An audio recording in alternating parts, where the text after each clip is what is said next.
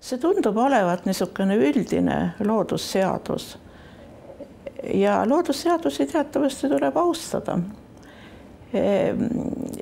Bioloogias on väga hästi teada, mis juhtub siis, kui liigirikkus kaob. Ja maailma rahvaste ajaloos on teada, mis juhtub siis, kui kaob väike rahvas koos oma väikese keelega ja mis juhtub siis, kui majanduses hakkab domineerima mingisugune ülim tootmisliik. Nii et see tundub olevat niisugune üldine loodusseadus ja miks mitte ka siis liigiriikkus ka poliitikas või mitmekesisus poliitikas ja muudes valdkondades.